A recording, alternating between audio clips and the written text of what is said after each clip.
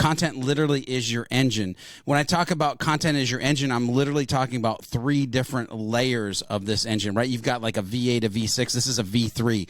This is the engine for social. This is the engine for sales. And this is the engine for SEO. Okay, so you need to understand content comes back to everything that you're actually going to do. So imagine, Max talked about the Ferrari minus the gas. Imagine the Ferrari minus the engine. You look sexy in your driveway, but hey, you ain't going nowhere. You ain't making an impact. You ain't balling any, right?